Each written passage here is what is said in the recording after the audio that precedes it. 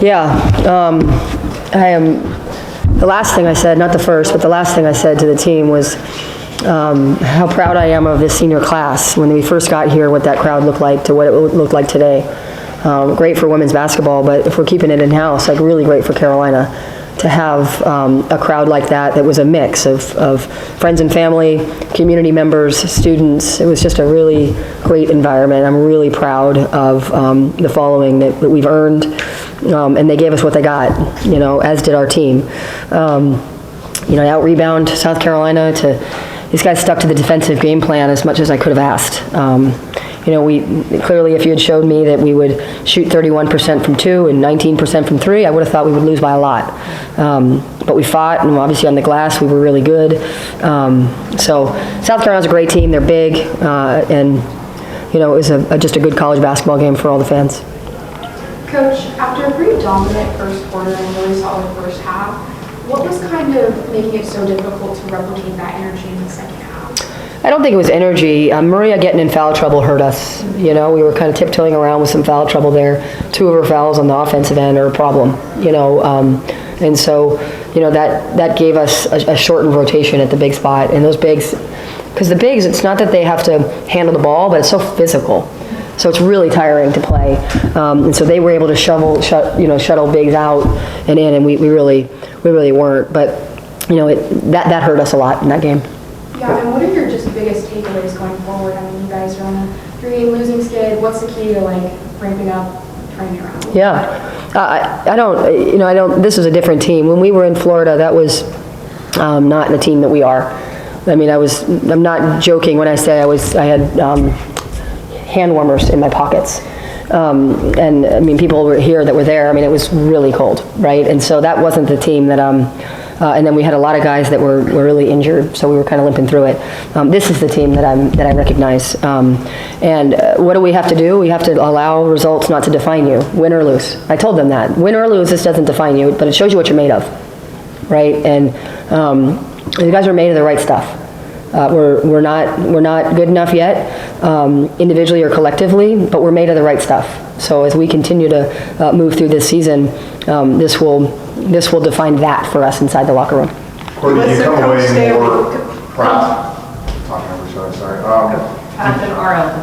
Do you come away more proud of how close you were, or disappointed that you were that close and you walked away with a loss? I think possession games can, they can kind of go either way. We've been in our share of close games, not only this year, but in my career. Kind of expect that, the better you get, because the margins are really small. The difference between Carolina and Carolina clearly isn't that big. Different strength of schedules over time, so those kind of weigh out over time, different conferences. But, I think I'm disappointed for them that, that 3 late that doesn't go in. I mean, it just, it's what keeps coaches up at night, right? What possession could have been different, but they didn't hire me here to be happy that we came close. Those fans didn't come out and sell out this arena to be close. They have high hopes that this program continues to grow, and so do we. Courtney, you gave this powerhouse South Carolina team 2 good Sweet 16 games, and then tonight. Is there a common thread in those 3 games? Why do you play South Carolina so tough? I think part of it is just, like I said, the margin of error is so small for both teams. I think there's a level of fight that high-level teams have that we've been able to show. And so we've just played them more maybe than some others, because you can say the same about some of the teams in our league. We've had really good battles with them, right? So just the margin of error between these great teams, our game is so healthy, right? It's just so good. I mean, South Carolina's good. They're not untouchable. Carolina's good. We're not untouchable. That's just the nature of women's basketball right now, which makes it so exciting. Alyssa, Coach Staley spoke so highly of you and your hustle. I'm just interested in your state of mind right now. You give so much with being undersized and did a great job. So what's your state of mind? Just going after it, showing up ready to play, doing all the things that I know that my team needs from me, and just playing to my strengths, and just trying to be whatever my team calls for that night and for the season. I'm just ready to show up, and I'm ready to just contribute in any way I can. And tonight called for a more aggressive play and to rebound, try to get us extra possessions, and just do whatever I needed for our team to be as successful as we could. I think she's being humble, super competitive. That's how she is in practice. I mean, she's super competitive. The weekend that we had, she doesn't like to play on ice rinks either, clearly. And so we just told her to forget it and move along and be the Alyssa that she is, and she was. Raise your hand if you have a question, just. For Deja and Alyssa, from y'all's perspective, what kind of changed after that double-digit lead you all had? Obviously, it was pretty early in the game. What kind of, changed from kind of that things put up? Yeah, I mean, they're a good team. I thought we were really good defensively. We were active. We were making them go to their third, fourth, fifth option offensively. So I think we got the stops that we wanted.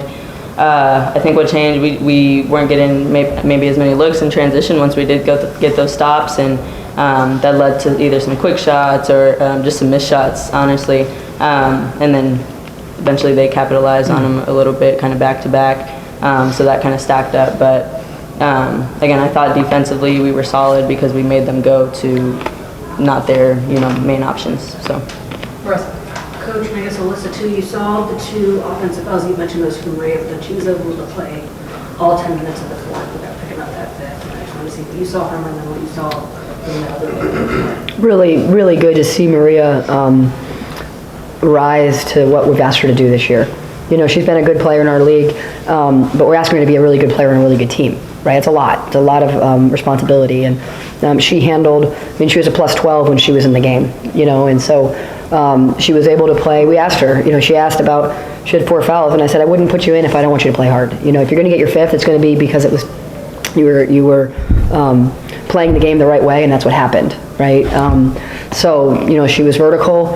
I thought she was vertical a lot of times, but, she was able to stay vertical in the fourth quarter, and, we're better when she's playing well. Yeah, Maria's a big key piece for us, and she's someone that we can rely on defensively and offensively. So just seeing her be successful tonight and so far this season, we're just really glad that she's on our team. Yeah, Courtney, you guys shot, I think after you were up 24% the rest of the way after a good start. Some of that obviously is South Carolina, the way they defend, but did you like the shots you were generally getting over that stretch and just couldn't hit them or what? Yeah, good question. Most of them. I need us to catch and release quicker. I think the fact that we've went on haven't shot the ball really well yet, I think has us a half a second delay, which isn't the shots you practice, right? You practice at game speed. And so there's a hesitancy still, way less than it was in the ice rink, but still a little hesitant. So I think we still are turning down some shots that we need to take. Whether we make them or not, we'll see. But and I think Alyssa's kind of found her kill zone again. So she had missed it for a little while, so she was a little bit out of rhythm with some of her finishes. So Lexi's still getting accustomed to ACC basketball, playing with us. So I liked them for the most part, not all of them. I think we turned some down. I have a question. I wanted to ask your perspective on your mentality on how you helped push the game forward. On Twitter, Ivory Latta was talking with Asia Wilson, go back and forth. Asia mentioned that she was a fan of yours, and you invited her to come to the game, and I thought that was really poignant to get people to come out to the game and really just push the game forward. Talk about that. Yeah, this is, women's basketball is on a high right now, and it's worth watching, especially this game, knowing that it was sold out before tickets even went on sale, and this is a great game to come to, and just great battle, battle of the Carolinas.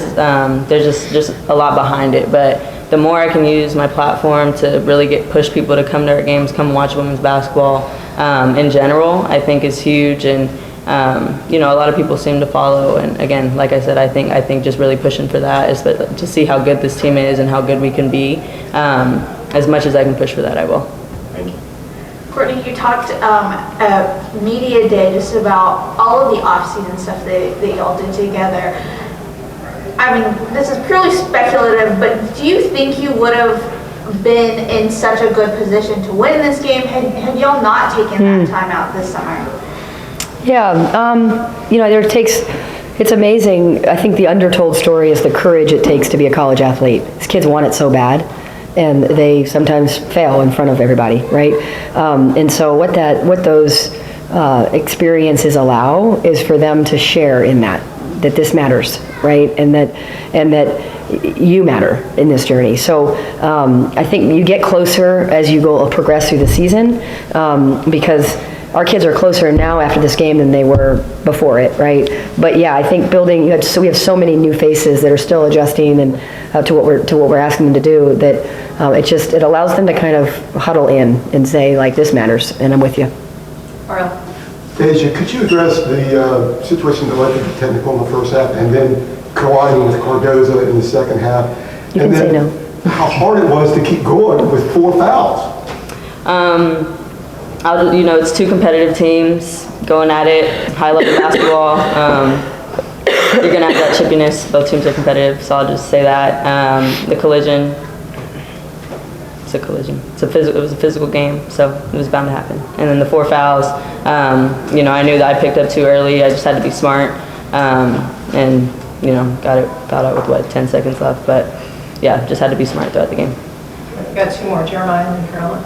Courtney, without looking at it, I guess, on film, what kind of work for you all, you touched on the defense, what kind of work for you all from limiting Cardoso's touches? I think she had a lot of rebounds, but she only had the 5 shot attempts. What kind of work from that perspective? Yeah, I thought we really locked in defensively to how we wanted to handle her. We didn't want to get caught on the high side. We wanted to meet her early. We wanted to bring help from various spots on the floor, so she had to see a variety of things.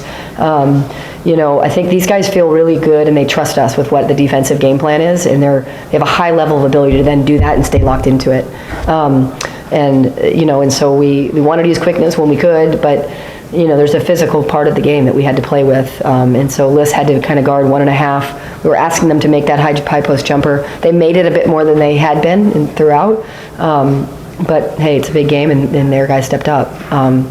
But yeah, she's a tough matchup. I mean, Deja played against her in the U.S. This summer. I mean, we played her against her at Syracuse, and I don't think I ever saw a bigger human when I first saw her. I was like, wow, we don't have people like that in New Hampshire, right? And now, she's bigger, stronger, faster. I mean, she's even better, and what a great challenge. I think our kids really rose to it. And Deja, I know in the fourth quarter you guys got the deficit down to about 2.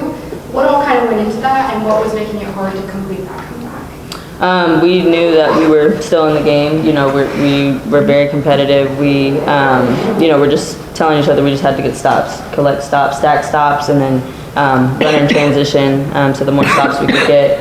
And again, they were just making some shots that they don't usually make on a daily. But that's where I still like our defensive plan, because we made them go to their kind of last options. And again, I think we were being positive, staying in it as best we could, and we were getting some good looks, but not all of our shots fell. So that was unfortunate, but I loved our fight. Thanks, Will. Thanks. Thank you. Thank you.